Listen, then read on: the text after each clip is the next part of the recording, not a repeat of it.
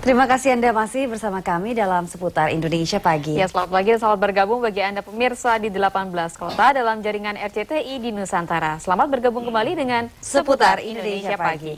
Pemirsa, jumlah korban tewas akibat gempa berkekuatan 7,8 skala Richter di Nepal bertambah menjadi hampir 4.000 orang. Pemerintah Nepal memang belum merilis jumlah resmi korban tewas akibat gempa dahsyat pada Sabtu pekan lalu tersebut. Ya, namun laporan terakhir yang masuk hingga Selasa dini hari, sedikitnya 4.000 orang tewas akibat gempa yang terjadi akibat pergeseran lempeng India dan Eurasia tersebut.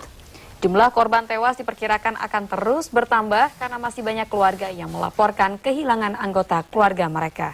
Sementara korban luka dari data Kementerian Kesehatan Nepal mencatat sedikitnya 7.100 orang masih harus dirawat di berbagai rumah sakit dan posko kesehatan.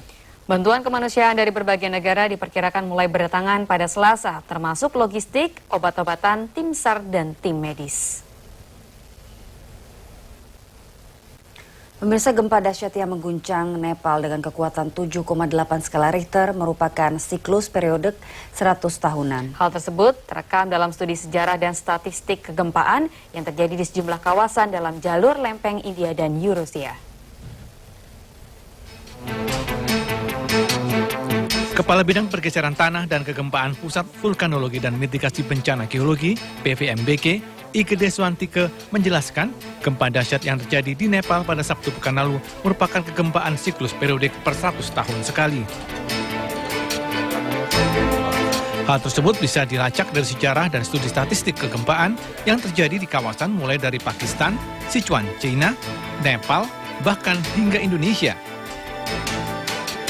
Karakteristik gempa daratan yang dahsyat tersebut terjadi di pusat dua lempengan benua, yaitu lempeng India dan Eurasia. Dengan kekuatan 7,8 skala Richter dan 9 mmi membuat gempa tersebut tergolong dahsyat.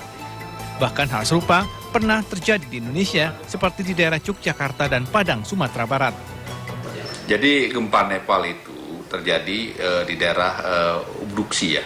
Ubduksi itu artinya pertemuan lempeng benua dengan benua.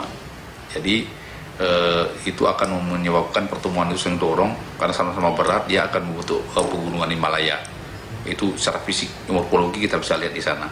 Nah, kemudian dalam kondisi tektonik itu juga banyak rekahan-rekahan ya, sesar aktif yang memanjang sepanjang batas antara lempeng benua India dengan benua Eurasia. Gempa seperti di Nepal pernah beberapa kali terjadi, bahkan di Sichuan, China sudah 2 kali terjadi dengan rentang waktu sekitar 100 tahun sekali. Gempa ini menyebabkan hancurnya bangunan termasuk situs bersejarah tersebut karena pusat gempa yang dangkal sekitar kedalaman 10 km dan berada di pusat kota Kathmandu, Nepal. Dari Bandung, Jawa Barat, Prihadi Saroso melaporkan.